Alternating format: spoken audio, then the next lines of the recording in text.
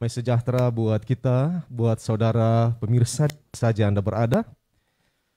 Pada malam hari ini kita bersuka cita oleh karena bisa bersama-sama lagi untuk memulaikan serangkaian 35 malam pembahasan firman Tuhan dengan tema Sola Scriptura. Izinkan saya membuka masker saya.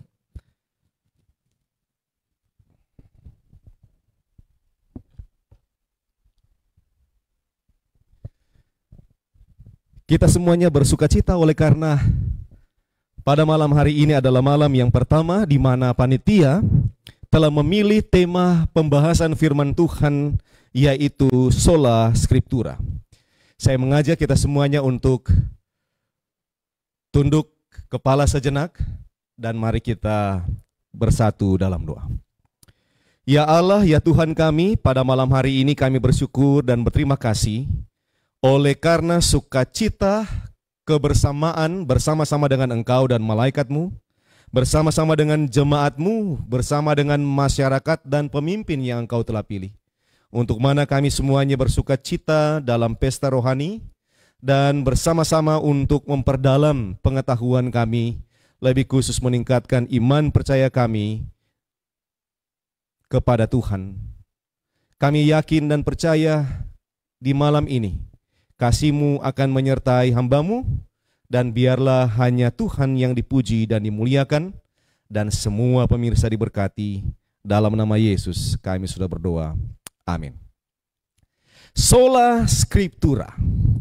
Sola Scriptura adalah sebuah pernyataan Latin yang cukup lama didengung-dengungkan. Dari sejak abad yang ke-16 atau awal abad yang ke-16, di penghujung abad yang ke-15, ini lebih intens disebut-sebut. Sola Scriptura berasal dari bahasa Latin. Yang pertama adalah kata sola dan yang kedua adalah kata scriptura. Sola itu sendiri berarti alone atau sendiri. Yang lain artinya base atau dasar. Lalu kemudian ground, artinya yang betul-betul menjadi pijakan. Dengan kata lain, sola adalah pijakan, adalah dasar satu-satunya untuk mana scriptura itu ada. Dan apa yang dimaksud dengan scriptura? Scriptura ini sekali lagi dari bahasa Latin yang diambil untuk menerjemahkan scriptures atau kitab-kitab. Arti yang lain adalah writings, berbicara mengenai tulisan-tulisan.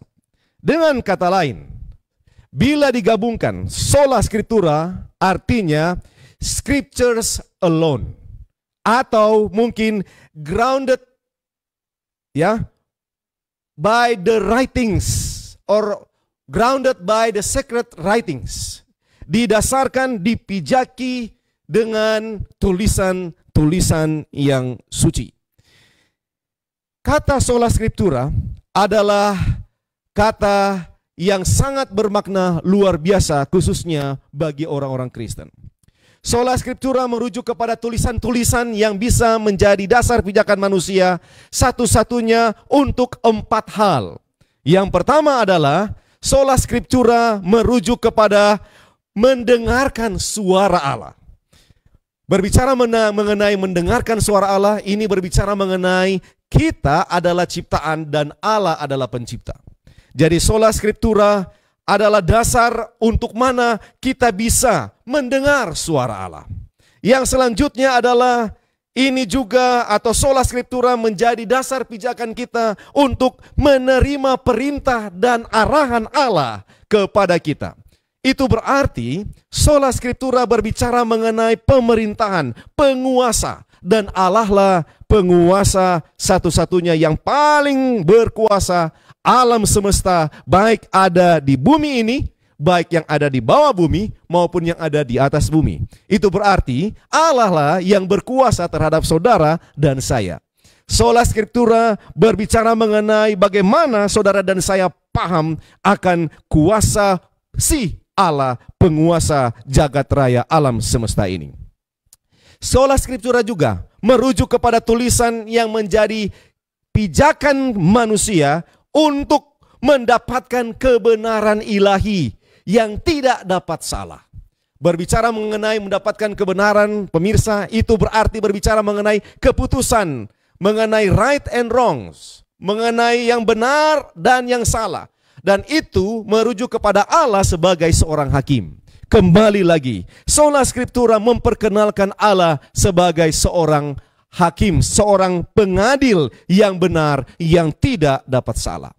Sola scriptura juga menjadi pijakan manusia satu-satunya untuk memastikan keberadaan saudara dan saya saat ini dan nanti. Itu berbicara mengenai keselamatan saudara dan saya, keselamatan umat manusia. Itu berarti mengartikan Allah sebagai penyedia keselamatan. Dialah yang dimaksud dengan juru selamat.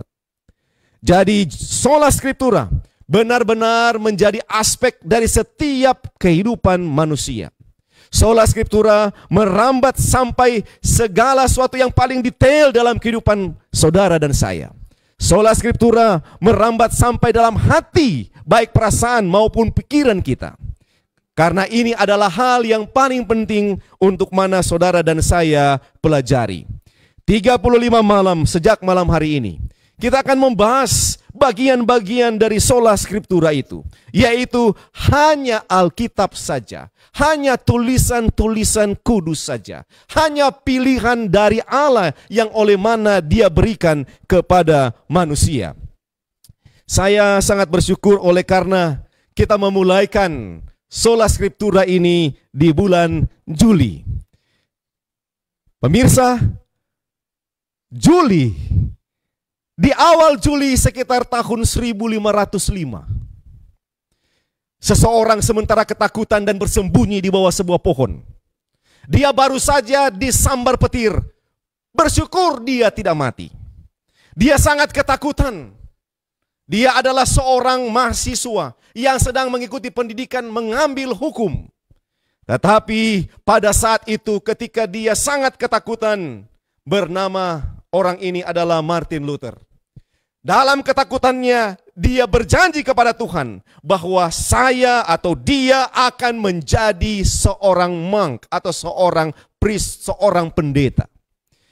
Ayahnya yang adalah seorang peasant atau seorang biasa tetapi sangat sukses dalam usaha batu bara. Sedangkan ibunya adalah seorang bourgeois, seorang bangsawan yang sangat terkenal. Memiliki anak Martin Luther, mereka menginginkan dia menjadi seorang ahli hukum. Tetapi ketika dia menyelesaikan pendidikannya, ketika dia menyelesaikan pendidikan S2-nya, dia masuk teologi, dia masuk mengambil jalur filosofi. Lalu kemudian dia berakhir menjadi seorang pendeta atau pastor. Dia menulis bersama dengan Melanchthon sebuah buku yang bernama Book of Concord. Di dalam Book of Concord ini, dia memberikan atau Martin Luther memberikan penjelasan-penjelasan mengenai apa sola scriptura itu. Martin Luther dia menulis dalam bahasa Inggris, Scriptures alone is the true Lord and Master of all writings and doctrines on earth. Saya terjemahkan bahasa bebas. Alkitab saja adalah satu-satunya Tuhan dan Tuan dari semua tulisan-tulisan dan doktrin yang ada di bumi ini. Bagi Martin Luther, sola scriptura adalah hanya Alkitab saja. Karena sola scriptura bagi dia sebagai satu-satunya aturan doktrin agama kekristenan yang ada. Bagi dia, sola scriptura untuk mengenal Allah dan kehendaknya. Orang yang mau belajar, mau cari tahu siapa Allah, mau cari tahu apa kemauan Allah kepada kehidupan Anda dan saya, belajar firman Tuhan atau hanya Alkitab saja atau sola scriptura. Sola scriptura juga membawa arti di mana wewenangnya atau wewenang firman itu tidak dapat ditentang oleh manusia, konsili dan tradisi. Ini berbicara mengenai pengalaman sendiri dari Martin Luther. Ketika dia mendapatkan ketidaknyamanan, dia merasa sebuah perbedaan yang luar biasa. Sekitar tahun 1512, untuk pertama kali dia mendapatkan teguran dan dia memakukan 95 dalil di pintu gerbang dari universitas di mana tempat ibadah setiap orang berlalu lalang dan melihat. Salah satunya adalah yang dia tentang mengenai indulgensia. Indulgensia ini adalah di mana pada waktu itu gereja yang dulunya hanya ada satu gereja, gereja Am, yang oleh mana memberikan segala sesuatu untuk kebutuhan rohani umat-umatnya pada waktu itu, telah melakukan sebuah kesalahan yang dianggap oleh Martin Luther sebuah hal yang tidak pantas untuk dibuat, di mana pengampunan dosa dapat diberikan oleh manusia kepada manusia. Bahkan manusia atau penguasa agama dapat memberikan pengampunan kepada siapapun hanya dengan membayar atau mengeluarkan uang membeli surat indulgensia. Martin Luther memprotes oleh karena di saat itu gereja Am merasa bahwa gereja lebih tinggi daripada skriptura, daripada Alkitab itu. Gereja dapat mengatur sehingga gereja menentukan mana yang disebut dengan kanon Alkitab dan mana yang disebut dengan tradisi dan disandingkan bersama-sama. Martin Luther menegaskan tentang sola scriptura, di mana wewenang dari firman Tuhan tidak dapat ditentang oleh manusia, tidak dapat ditentang oleh konsili gereja. Keputusan majelis tidak dapat menentang, tidak boleh melawan firman Tuhan, apalagi tradisi. Ada kalanya kita mendengar orang berkata, salah-salah, sudah begini. Ya, sudah beginilah tradisi itu. Pemirsa, Martin Luther mengatakan sola scriptura di atas tradisi. Sola scriptura di atas keputusan-keputusan dari manusia. Sola scriptura di atas dari konsili gereja.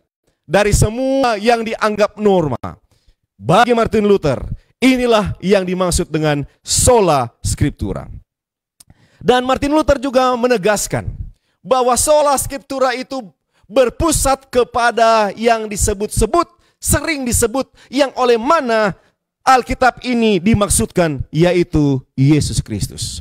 Besok malam kita akan membahas, kita akan mendengarkan pembahasan lebih tepatnya, lebih jauh tentang apa yang saudara dan saya akan memahami atau paham tentang firman Allah ini. Kembali Martin Luther, sebagai seorang yang pencetus dengan secara gamblang, mencetus beberapa sola, di antaranya adalah sola fide, hanya iman saja, dan ada sola Christi, hanya Kristus saja. Tetapi dari semuanya berdasar dari apa yang disebut dengan sola scriptura, hanya Alkitab saja. Dan yang terakhir, bagi Martin Luther, sola scriptura adalah menerima kebenaran-kebenaran ilahi di dalam Alkitab ini melalui iman, melalui percaya saudara. Dengan kata lain, iman adalah hal yang paling penting. Iman adalah bagian yang mensupport daripada sola scriptura ini. Iman lebih daripada sekedar apa yang kita sebut reason atau logika atau apa yang kita pikir-pikir atau kita anggap sesuai dengan reasoning, cara berpikir kita. Masih apa yang disebut dengan iman diterima, itulah yang menjadi salah satu poin penting untuk sola scriptura. Martin Luther adalah seorang bapa reformasi. Gereja yang dulu hanyalah satu dan kemudian menjadi terpisah. Ada skisma, ada pembelahan, sehingga gereja yang sekarang secara mayoritas gereja Kristen terbagi atas dua bagian yang besar, yaitu Roma Katolik dan Protestan. Protestan adalah bagian dari upaya yang dikerjakan oleh para bapak-bapak reformasi, diantaranya adalah Martin Luther. Mari kita lihat lebih jauh tentang sola scriptura ini. Dikatakan, Martin Luther katakan, sola scriptura harus mencerminkan sebagai satu-satunya aturan doktrin agama Kristen. Apa betul? Apakah kita bisa dapat di dalam Alkitab ayat-ayat yang berbicara tentang ini. Mari kita lihat Roma 15 ayat yang keempat. Sebab segala sesuatu yang ditulis dahulu telah ditulis untuk menjadi pelajaran bagi kita, supaya kita teguh berpegang pada pengharapan oleh ketekunan dan penghiburan dari kitab suci. Ada ayat yang lain, 2 Timotius 3 ayat 16. Segala tulisan yang diilhamkan Allah memang bermanfaat untuk mengajar, mendidik orang dalam kebenaran. Dengan kata lain, benar, Luther mempromosikan sola scriptura sebagai satu-satunya aturan doktrin agama Kristen. Dia mau katakan bahwa Alkitab menjadi satu-satunya aturan untuk norma-norma kehidupan, pengajaran, dan doktrin mereka yang menamakan dirinya beragama Kristen. Yang selanjutnya, mari kita melihat poin yang kedua, yaitu untuk belajar mengenal Allah dan kehendaknya. Apa benar dalam Alkitab menyebutkan apa yang Luther sampaikan bagian dari sola scriptura. Hosea 4 ayat yang ke-6. Umatku binasa karena tidak mengenal Allah. Karena engkaulah yang menolak pengenalan itu, maka aku menolak engkau. Dan karena engkau melupakan pengajaran Allahmu. Hosea mau katakan bahwa kita banyak binasa oleh karena tidak mengenal Allah.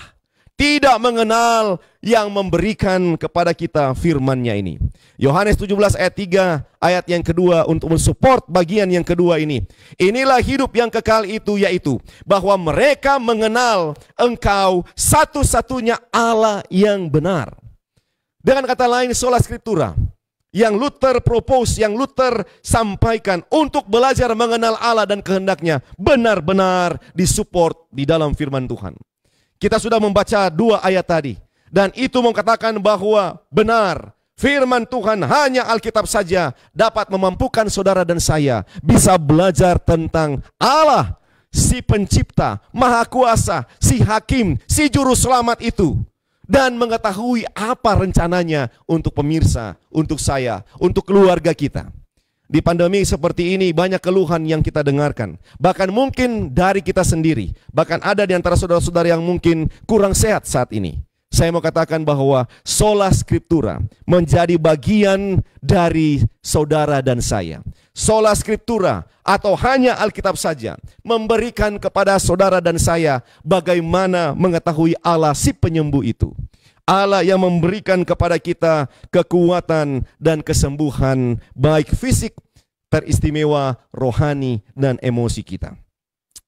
Lalu kemudian poin yang ketiga yang disampaikan oleh Luther. Mari kita lihat apakah ada di dalam Alkitab atau ada terbukti atau tertulis di dalam firman Tuhan. Bagi Luther, sola scriptura di mana wewenangnya tidak dapat ditentang oleh manusia, konsili, dan tradisi. Mari kita lihat Roma 15 ayatnya yang keempat. Percuma mereka beribadah kepadaku, sedangkan ajaran yang mereka ajarkan ialah perintah manusia. Perintah Allah kamu abaikan untuk berpegang pada adat istiadat manusia. Maaf, ini Markus pasal 7 ayat 7 dan 8. Percuma mereka beribadah kepadaku, sedangkan ajaran yang mereka ajarkan ialah perintah manusia. Perintah Allah kamu abaikan untuk berpegang pada adat istiadat manusia. Jadi benar, sola scriptura ini adalah hal yang tertinggi dan disebutkan di sana bahwa banyak manusia hanya rindu melaksanakan apa yang diperintahkan oleh manusia, bahkan melaksanakan adat istiadat walaupun itu sebenarnya tidak tepat ataupun mungkin keliru. Dan ini yang disampaikan oleh Luther tentang kembali kepada sola scriptura, kembali kepada hanya Alkitab saja. Lalu kemudian mari kita lihat poin yang keempat. Bagi Luther, sola scriptura menyatakan Kristus sebagai center, sebagai pusat dari scripture atau tulisan-tulisan kudus itu. Yohanes 5 ayat yang ke-39 dan 40 membuktikan. Kamu menyelidiki kitab-kitab suci sebab kamu menyangka bahwa olehnya kamu mempunyai hidup yang kekal. Tetapi walaupun kitab-kitab suci itu memberi kesaksian tentang aku, namun kamu tidak mau datang kepadaku untuk memperoleh hidup itu. Kembali, di sini seseorang yang adalah firman itu sendiri, yang telah berkata-kata menciptakan baik alam semesta dan manusia. Dia juga yang telah menjelma menjadi Juru Selamat. Kembali dia berkata-kata bahwa semua tulisan-tulisan, kitab-kitab suci itu berbicara tentang dirinya. Itu berarti berpusat kepada Mesias, berpusat kepada Yesus Kristus. Benar, Luther katakan, sola scriptura menjadikan Kristus sebagai center, sebagai pusat dari tulisan-tulisan suci tersebut. Dan yang kelima, mari kita lihat, bandingkan dengan firman Tuhan. Sola scriptura bagi Luther, menerima kebenaran tulisan lewat iman. 1 Timotius 3 ayat 15 berkata, ingatlah juga bahwa dari kecil engkau sudah mengenal kitab suci yang dapat memberi hikmat kepadamu dan menuntun engkau kepada keselamatan oleh iman kepada Kristus Yesus.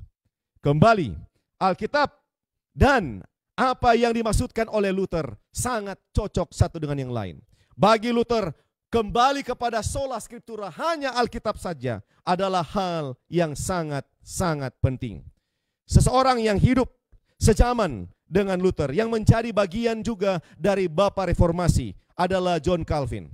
John Calvin, dia menulis dalam bahasa Inggris, let this point therefore stand, that scripture indeed is self-authenticated.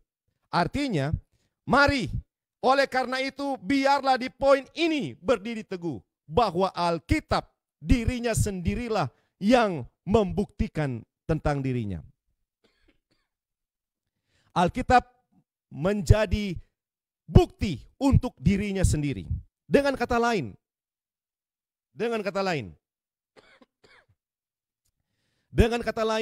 pemirsa, gereja siapapun tidak dapat mau katakan, tidak ada yang bisa katakan, oh bahwa Alkitab ini benar, ini salah, ini benar, ini salah.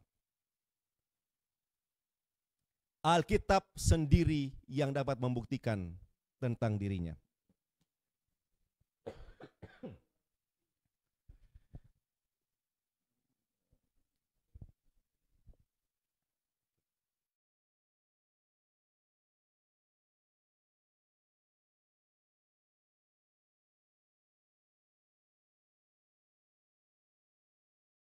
Kita lihat di sini, di mana Alkitab bagi Calvin tidak bisa dianggap remeh. Calvin walaupun dia masih sangat muda, ya, tetapi menulis Institute of Christian Religions yang begitu panjang, intinya adalah untuk menjabarkan bahwa Alkitab memberikan penjelasannya sendiri dan kita bisa melihat karya-karyanya dalam kehidupan umat-umat Tuhan agama Protestan. Tetapi mari kita lihat lebih jauh.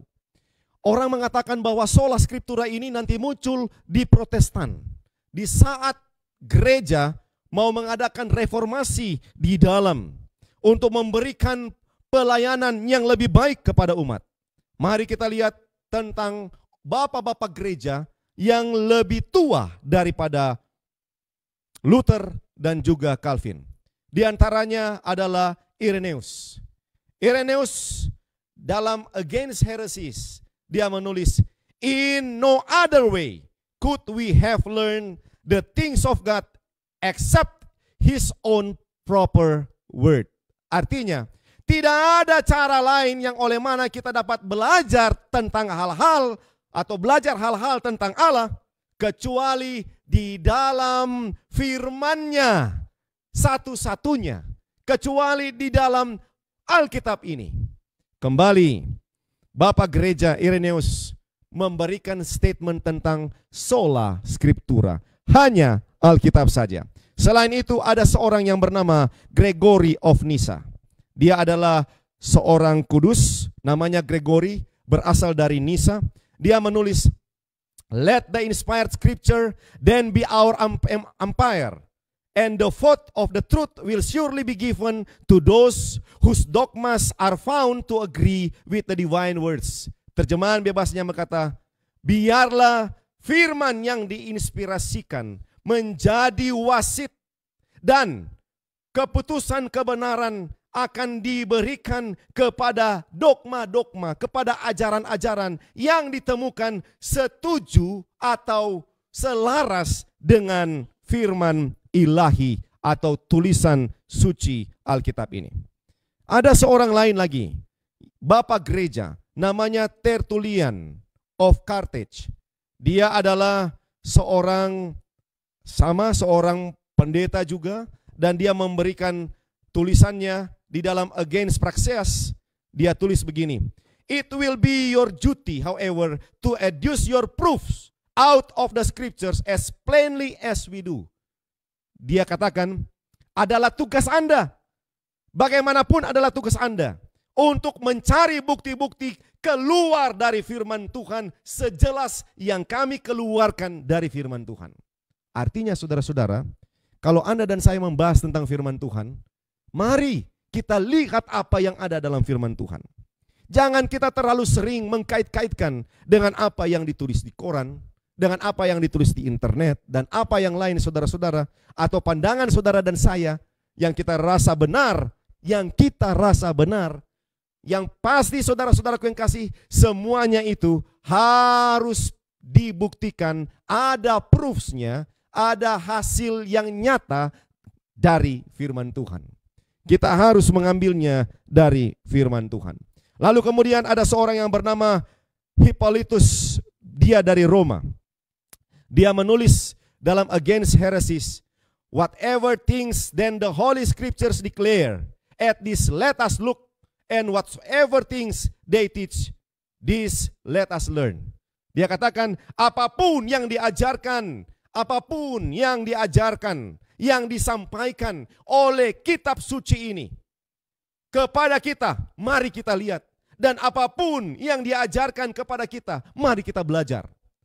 Pemirsa, saya mau tanya, berapa di antara saudara yang sering membaca apa yang dimaksud dengan Scripture atau Alkitab ini?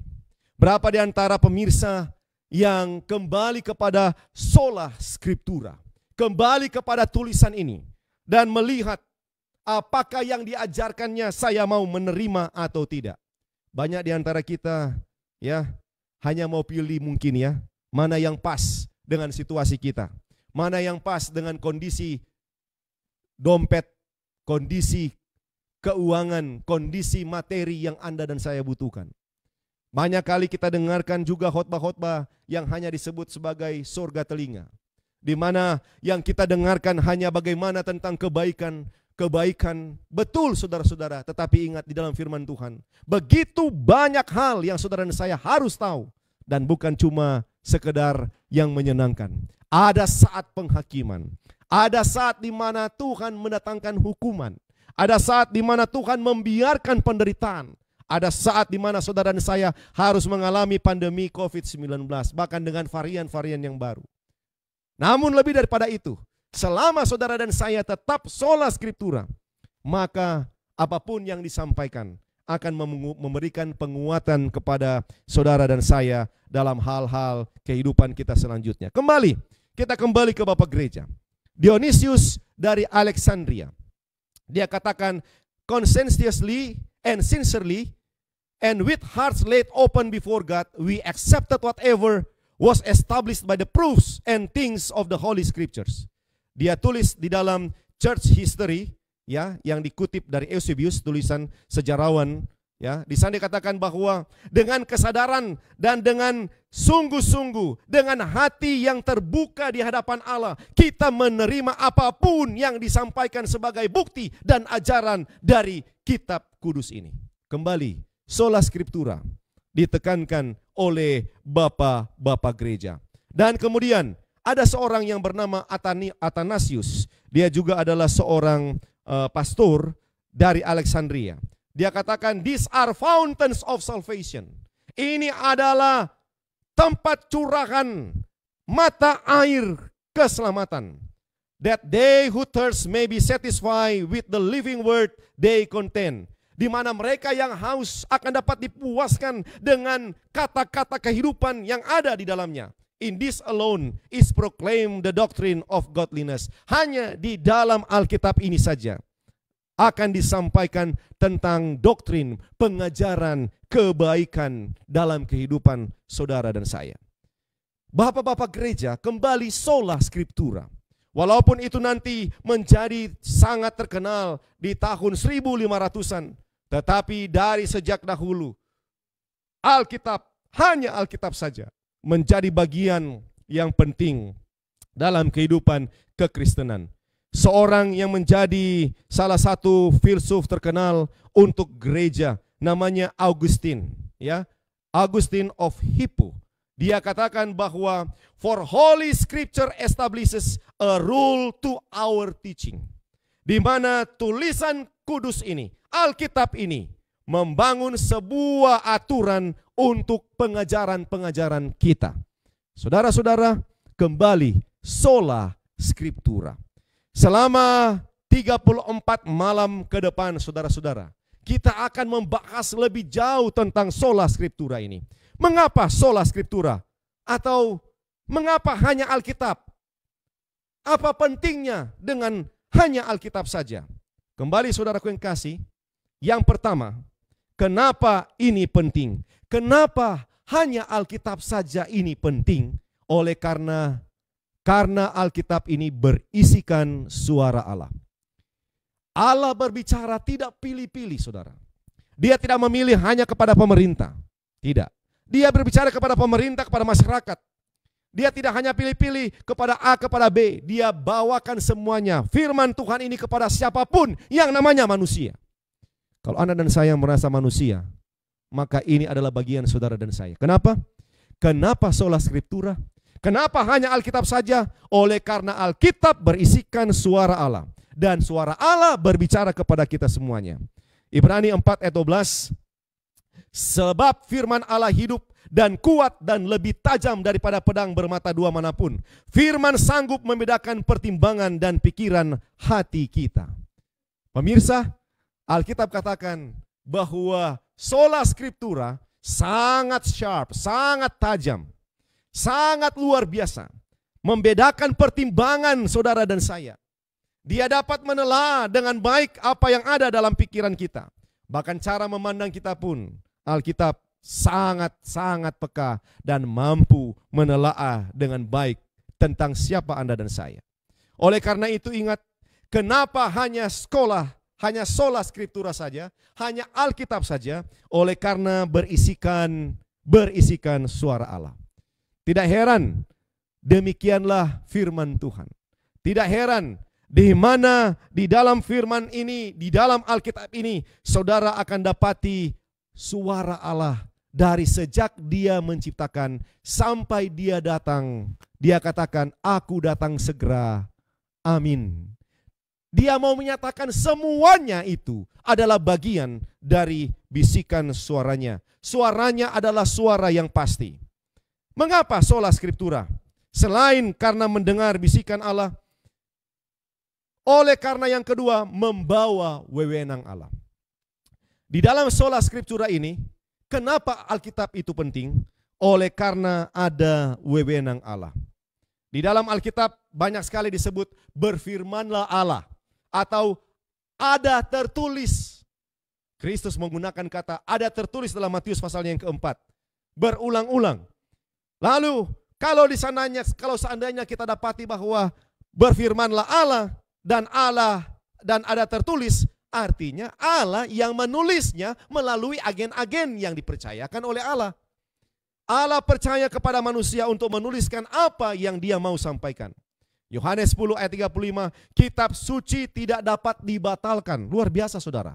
Sola scriptura tidak dapat dipatahkan, tidak dapat dibatalkan, tidak dapat dipisahkan dari kebenaran yang ada. Roma 1 ayat 2, Roma 3 ayat 2 berbicara mengenai kitab-kitab suci dan firman Allah. Itu berarti sungguh firman Allah, Alkitab ini membawa wewenang otoritas Allah. Saudara dan saya yang membaca, yang akan mempelajari selama 34 malam kemudian, dengan membaca firman Tuhan dan mengikuti dengan rajin, sementara saudara dan saya pada saat itu, sementara menerima wewenang Allah yang akan saudara dan saya lakukan tentunya.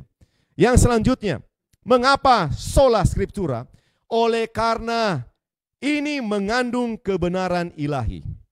Mazmur 119 ayatnya yang ke-160, dasar firman-Mu adalah kebenaran untuk selama-lamanya.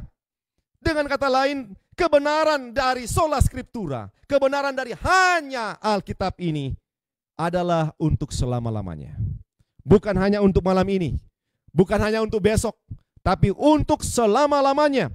Efesus 1 ayat 13, firman kebenaran mengandung kebenaran ilahi. Semua yang ada di sini adalah benar. Karena semua tulisan kitab suci adalah firman Allah, dan setiap kata yang datang dari Allah adalah benar, maka Alkitab adalah kebenaran ilahi.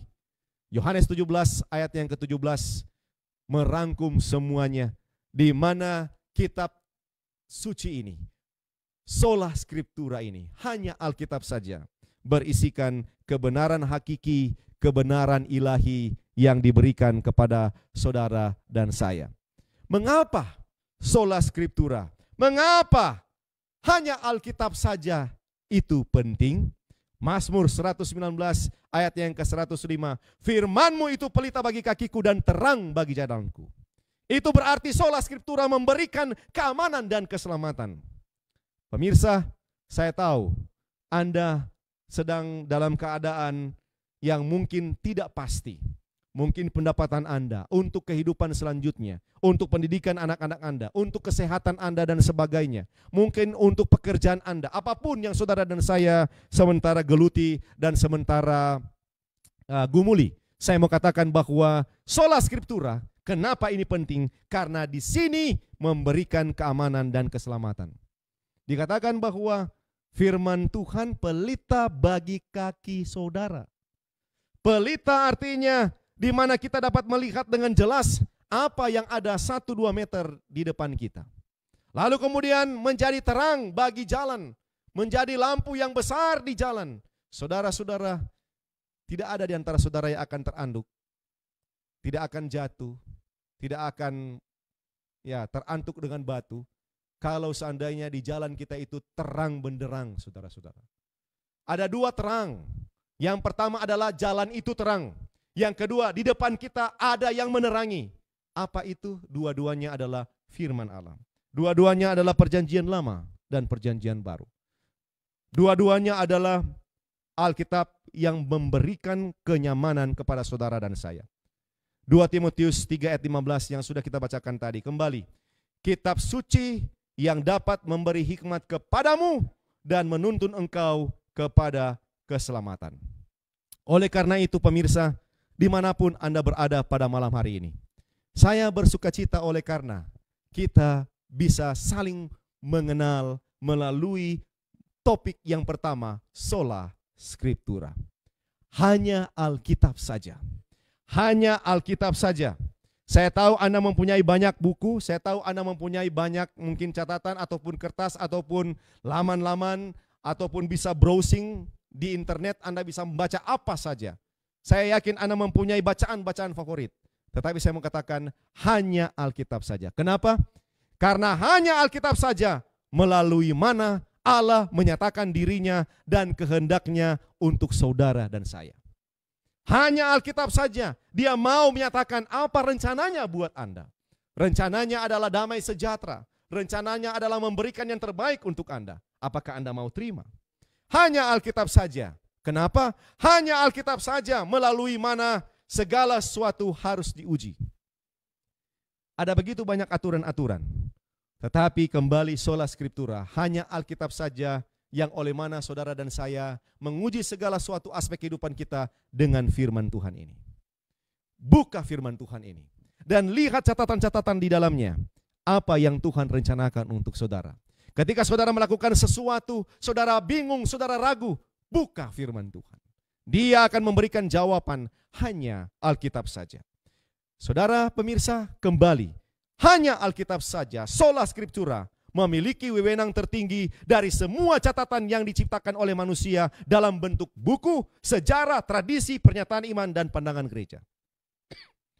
Saya mau katakan bahwa kalau ada di antara saudara-saudara, mungkin majelis, ataupun komite, ataupun grup, ataupun pribadi, bahkan keluarga, ketika Anda membentuk satu keputusan dan mengatakan keputusan Anda, keputusan kelompok Anda, keputusan konsili Anda adalah yang tertinggi, pertanyaannya adalah apakah melebihi dari Alkitab ini? Alkitab harus menjadi the rule of conduct, di mana aturan-aturan perilaku saudara dan saya. 34 malam kita akan mengetahui ini dengan jelas. Pemirsa, yang terakhir saya mau katakan, hanya Alkitab saja melalui mana semua kesadaran, logika, perasaan, dan pengalaman rohani manusia tunduk dan menurut. Kalau ada di antara saudara-saudara yang berpikir bahwa Anda hebat, Anda jago, Anda kuat, tidak apa-apa. Tapi ketika berhadapan dengan firman Tuhan, saya harus mengatakan takluk. Saya tunduk. Saya pasrah. Saya ikut. Kenapa? Karena apa yang diajarkan oleh Alkitab, hanya Alkitab saja, adalah apa yang menjadi hitung-hitungan Tuhan, rencana ilahi, di mana semuanya adalah yang terbaik untuk saudara dan saya.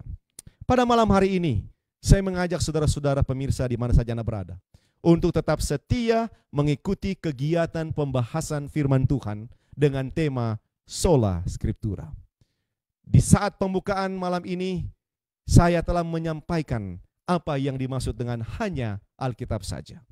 Dengan membahas firman Tuhan, mengikuti pembahasan, kita tidak akan pernah ragu kebenaran yang kita peroleh. Kita tidak akan pernah ragu langkah ke depan yang akan saudara dan saya ambil. Kenapa? Karena hanya Alkitab saja suara Allah ada di sana. Ada otoritas wewenang Allah bagi saudara dan saya. Dan di mana rencana-rencananya untuk kehidupan kita yang lebih menyenangkan. Bahkan nanti di dalam pelajaran selanjutnya kita akan ketahui ada hal yang istimewa tentang kebangkitan, kehidupan yang kekal selama-lamanya, kenikmatan, tidak ada sakit penyakit dan semuanya. Ini adalah dimaksud dengan Sola Scriptura. Tuhan kiranya memberkati saudara-saudara. Tuhan kiranya akan menolong kita sepanjang kehidupan kita. Dan mulai malam hari ini, ambil waktu untuk membaca hanya Alkitab saja. Sola Scriptura.